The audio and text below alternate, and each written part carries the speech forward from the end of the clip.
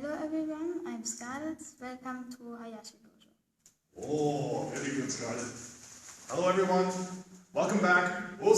Another video lesson for the Hayashi Karate team, or anyone else who is interested. Let's get a quick team Hi, Okay. So, the topic this time will be Dojo Saho. Dojo Saho. I'll translate that. Saho means the rules of behavior, the way that people behave.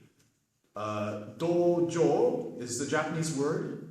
Do referring to Budo, the traditional martial arts. Jo, the place. So it is a school for the learning of the traditional martial arts. Reigi Saho would be the rules of polite behavior. More specific for us would be Dojo Saho, which are the rules when participating as part of a training in a traditional dojo. So, the most obvious ones, actually, everything I'm going to say here is fairly universal for a traditional dojo. We have no specific Hayashi Dojo rules. These are just the universal rules that are observed in almost all karate dojo, kendo dojo, judo dojo, aikido dojo, iaido dojo, worldwide, if they're not training out of a school gym or a aerobics room. Generally speaking, if you train in bare feet, as we do in karate, we keep our fingernails and toenails trimmed short. That's only for safety and hygiene reasons, so that we don't scrape people or infect them with any mad cow disease. Okay, personal hygiene. Because we are getting sweaty and working out and training with other people, we generally, try to shower on a regular basis. Okay, more specifically, before we enter the dojo for training, we generally wash our feet. Because, as is quite common, people usually train in the evenings. That is the case here as well. So we normally wash our feet before we begin training.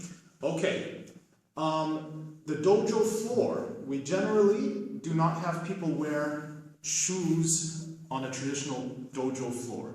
We ask people to take off their shoes and either walk on the floor either in socks or bare feet.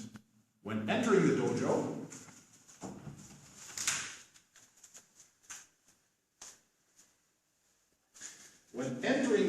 we usually bow before where the dojo floor begins. So in this case, you can see this line. So we would bow when entering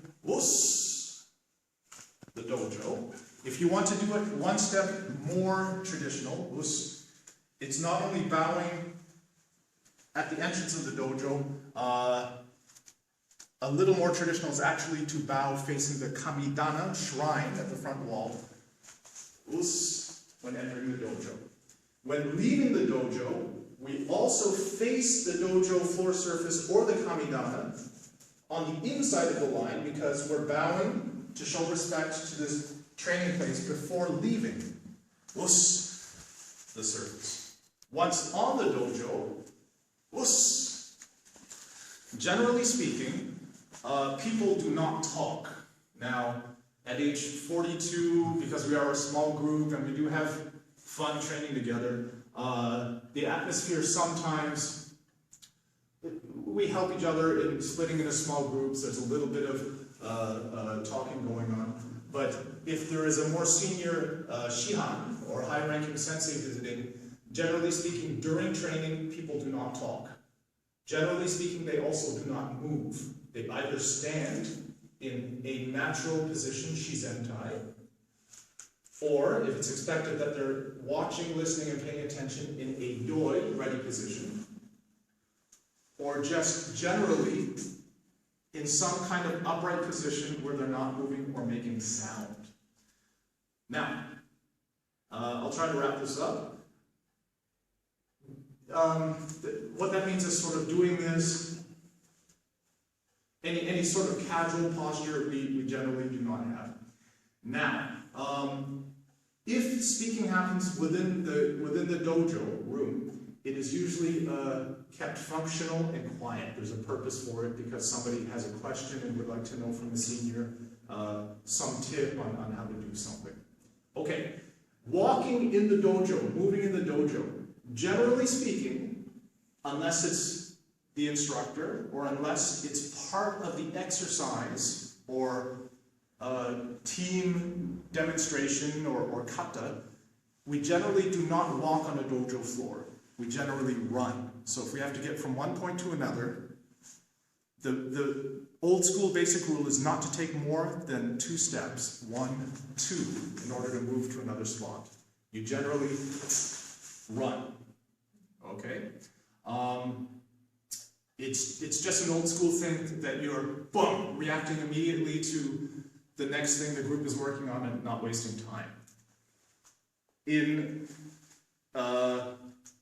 more traditional, old school Japanese karate dojo, everything is answered with the word us. Now, having trained at the JKA Honbu Dojo, World Headquarters School, some of the older generation sensei would actually ask a question, ask it again, and then on the 3rd time, just say to everyone in the room, like, are you people awake? Because they're not hearing enough of an us, which is just sort of a verbal confirmation that everyone is listening and paying attention.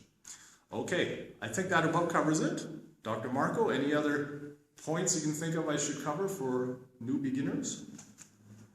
Okay, he's shaking no with his head and the phone. So I think that was about it. That wraps up the basic entry-level rules. I can't think of anything else. Okay, thank you for watching. See you all in the next video. Bye.